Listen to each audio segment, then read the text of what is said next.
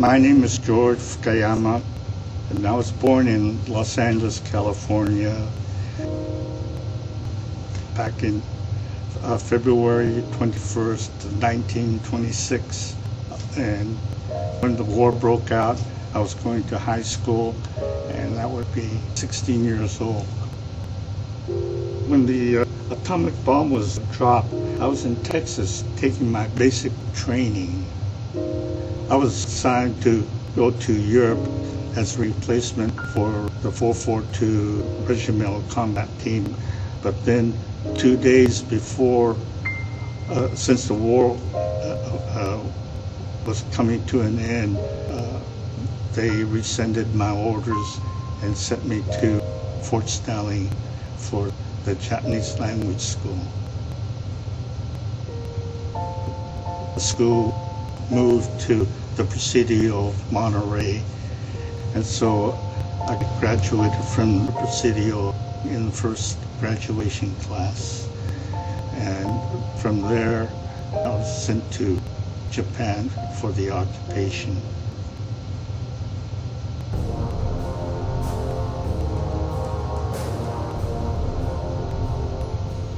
I was assigned to ATIS, which is the Allied Translator Interpreter Section, General Headquarters in Tokyo, and I was assigned to the interpreter's pool. I had various duties. I was an interpreter for the investigation, Class B war criminals,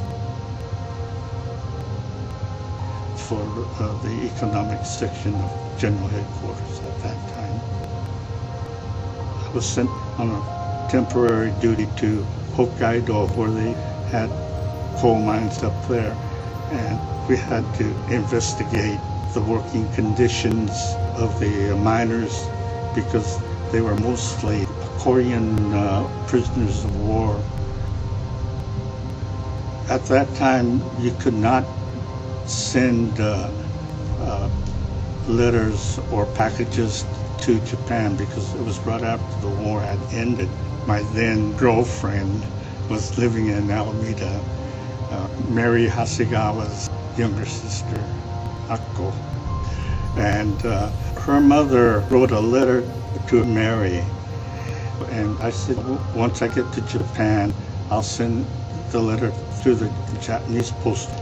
But then once I got to Tokyo, I thought, well, Fukushima is only about a couple of 100 miles away from here. Maybe I could go visit them. And I sent a telegram saying who I am, and I would like to go visit you because I have a letter for Mary. And that's why I went to Fukushima.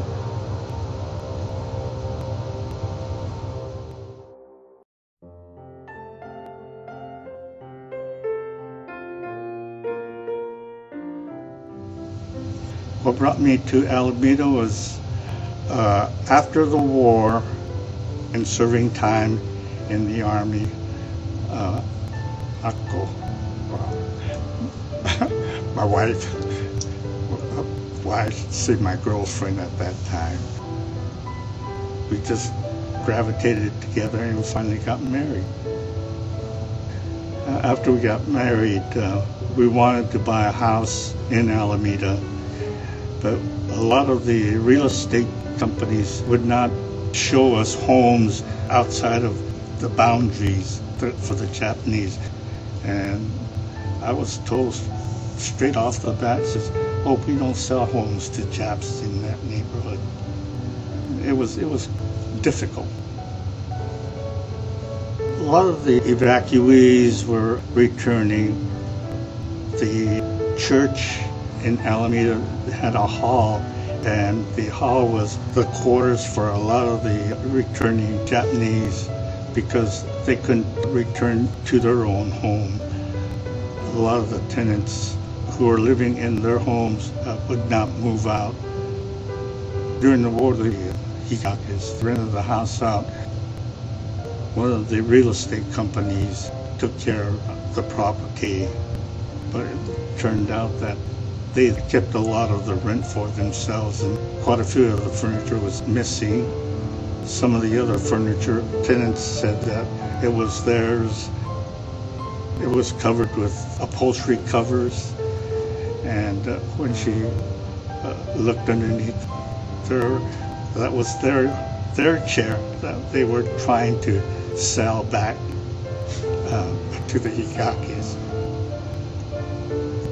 Also, they had a whole set of Japanese dolls, they call it ohinga-sama. That was gone, and whoever took those and sold those, if we had those dolls now, it would be quite precious and quite valuable.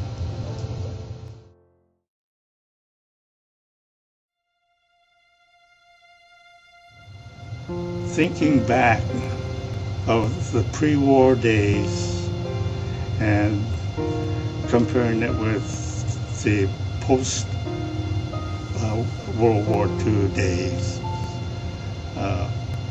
I believe that we, as Japanese Americans, had made huge progress as far as being a citizen of the United States, where we were once declared enemy aliens and put into concentration camps during the war.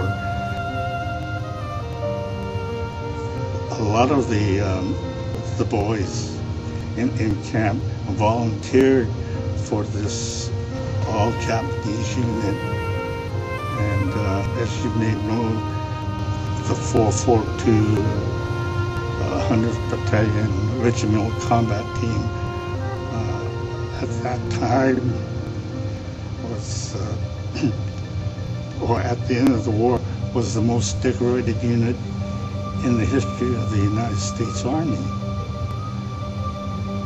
So because of them, some of us who served in the military intelligence section, I think because of our what we had done, we are recognized, I guess, as good American citizens.